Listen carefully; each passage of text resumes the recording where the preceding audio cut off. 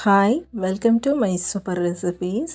இன்றைக்கி நம்ம சமைக்க போகிறது கல்யாண வீடுகளில் பரிமாறக்கூடிய உருளைக்கிழங்கு பொரியல் எப்படி செய்யலான்னு சொல்லி பார்க்கலாம்.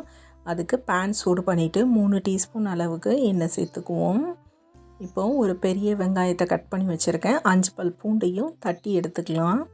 இப்போது வெங்காயத்தையும் பூண்டையும் சேர்த்துட்டு நல்லா வதக்கி எடுத்துக்குவோம்.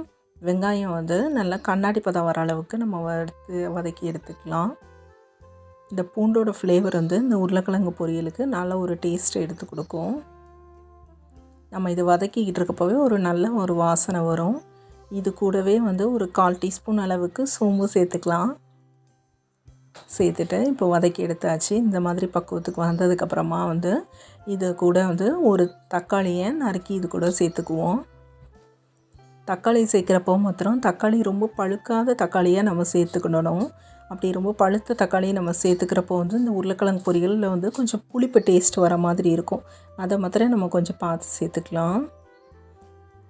இது கூடவே உப்பு சேர்த்து வதக்கி எடுத்துட்டு ஒரு கைப்பிடி அளவுக்கு கருவேப்பிலையும் சேர்த்துக்கலாம்.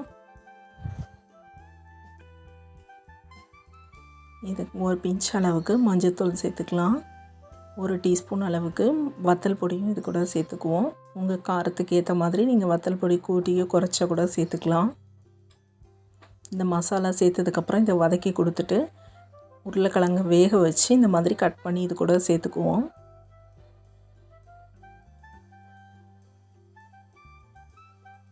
இப்போ இந்த உருளைக்கிழங்கும் இந்த மசாலாவும் மிக்ஸ் ஆகிற அளவுக்கு நல்லா வதக்கி எடுத்துக்குவோம்.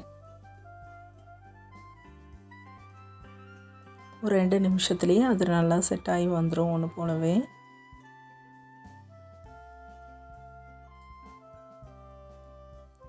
இப்போது நல்லா வதங்கி அந்த உருளைக்கிழங்கு ரொம்ப டேஸ்ட்டாக நல்லா அருமையாக ரெடி ஆயிடுச்சு.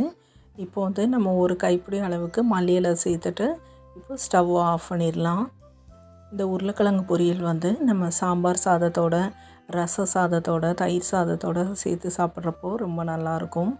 அந்த தக்காளி சேர்க்குறப்போ மாத்திரம் நம்ம கொஞ்சம் பழுக்காத தக்காளியாக சேர்த்துருக்கப்போ உருளைக்கிழங்கு பொரியல் இன்னுமே டேஸ்ட் நல்லாயிருக்கும். இந்த வீடியோ உங்களுக்கு பிடிச்சிருந்ததுன்னா லைக் பண்ணுங்கள், ஷேர் பண்ணுங்கள், கமெண்ட் பண்ணுங்கள். மை சூப்பர் ரெசிபீஸ் சேனலை சப்ஸ்கிரைப் பண்ணுங்கள். தேங்க்ஸ் ஃபார் வாட்சிங்.